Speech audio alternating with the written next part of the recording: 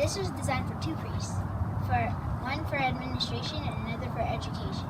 This will show us the lifestyle of the priest. Let's have a look inside. The model room shown here as a bed on top and second bed on the bottom. Originally, the rooms were designed as two separate rooms. The fireplace on the lower left corner is not original to mission times, but most likely came during the U.S. military period. The two beds shown are used to show the simple lifestyle of the priests during the mission period. Nothing more than two beds and desk. The furniture was not original, but was set up to look like it did during the mission period.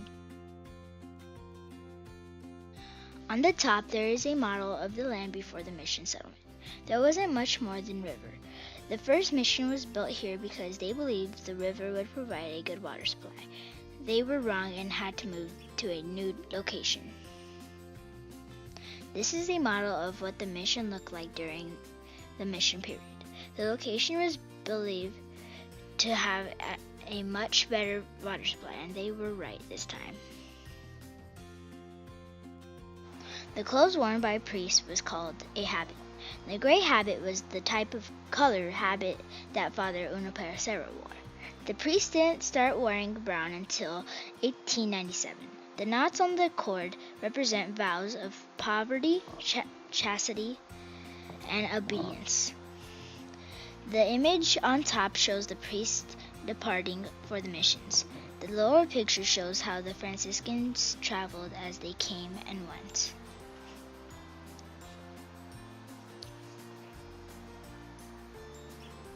This is an image of first baptism in Upper California.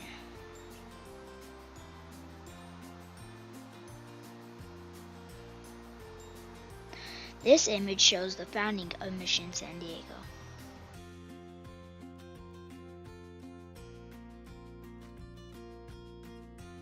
Our second stop is going to be the church. When the military occupied the church, they built a second story. The first floor was for a stable, and the second story was for barracks. When Lincoln gave the mission back to the church, they fixed it to make it look like when it was first built. Let's have a look inside. This is called the retablo. It is a structure against the wall behind the altar table with places for holding statues. This was typical of European buildings. The crucifix has Jesus missing his arms. This serves to remind us that we, his people, are to be the arms of Christ. On both sides of the crucifix, you can see statues of Saint Joseph and the Virgin Mary with baby Jesus. At the very top, you can see a rare old world representation of God the Father. The marble cross on the floor is for those that were buried under the altar, including Father Luis Jaime. He was Mission San Diego's second pastor and California's first Christian martyr who was killed during a Native American raid.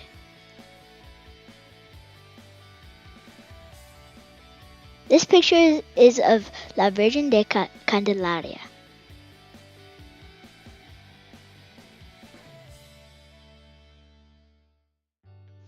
Here is the papal insignia, or the symbol of the Pope.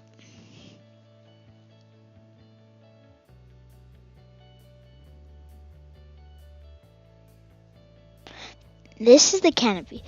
It identifies the mission as a basilica, which is a church of important historical significance. It is an honor given to a church by the Pope. The canopy has the papal colors. Windows were built high for protection and to prevent the walls from collapsing under the weight of the adobe. During the mission period, specially treated rawhide covered windows opening instead of glass.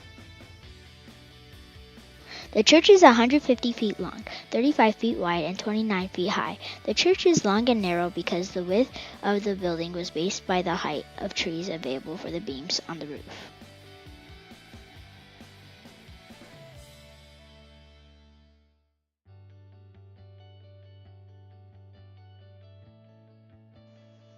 The only original parts still in the church include the dark floor tiles made by the priests and Indians shown in this picture, and the wooden beams over the doorways shown in the next picture.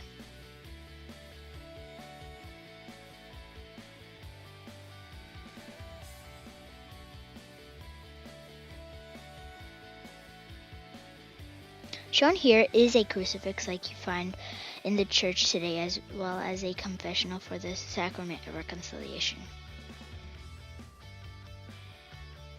This is the baptistery. The figure in the back is of Saint Anne, made of wood. The baptismal font is a copy of the one used for Saint Unipercera in 1713. The figure with the cross on the right is Saint Unipercera, also made of wood. The adobe bricks of the archway are also from original construction.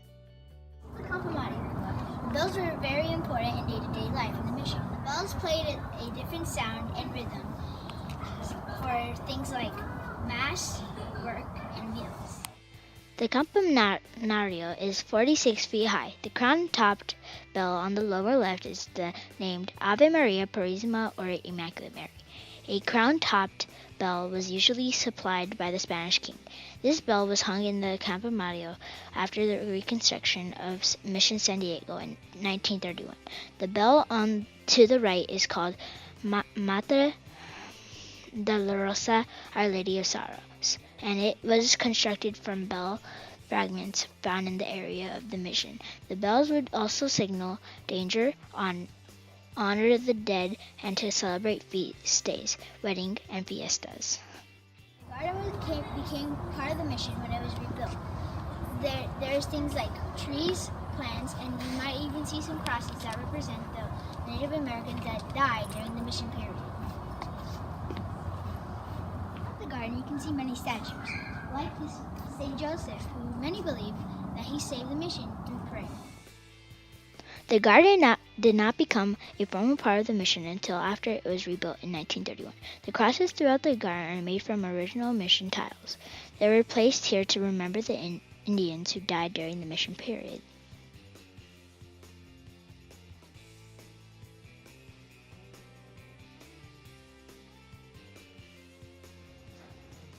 St. Joseph is the patron saint of the expedition to San Diego.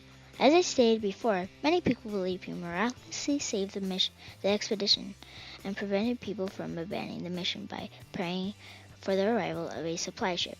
On March 19th, St. Joseph's feast day, a ship was sighted on the horizon. The ship was actually headed to Monterey, but had to sail to San Diego when it lost an anchor. This is the wishing well statue of St. Francis of Assisi.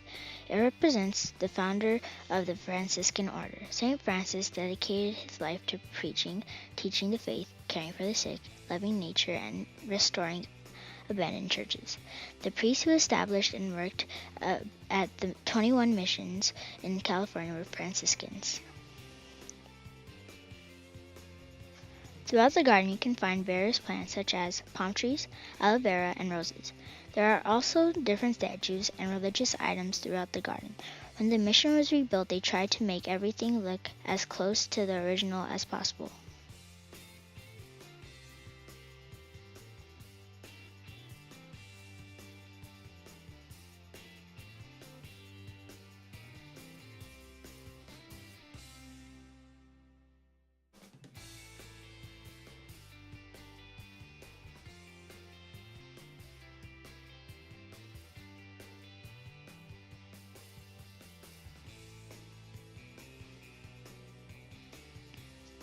This is a statue of Father Unipercera, the founder of Mission San Diego.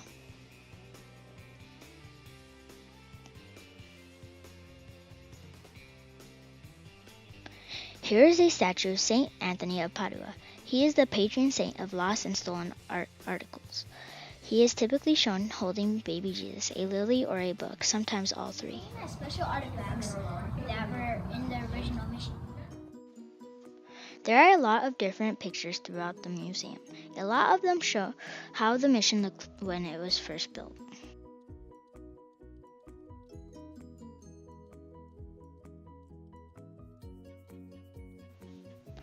There are also many different items that were found in the mission area. A lot of these items were present throughout the mission period. The bottles here were used to hold different types of drinks. You can also see a really old comb and even some old glasses. Here is an old flag. Notice the number of stars, only 13 on this flag.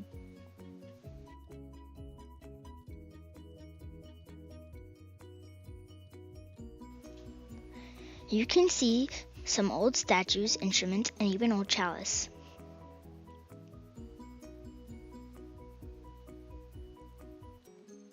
The museum is full of all kinds of different things, including some old swords, and even tools used for farming and building.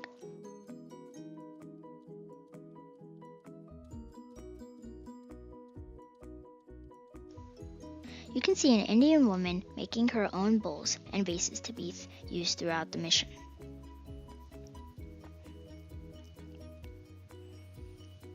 Here are various items made by the Kumeyaay tribe.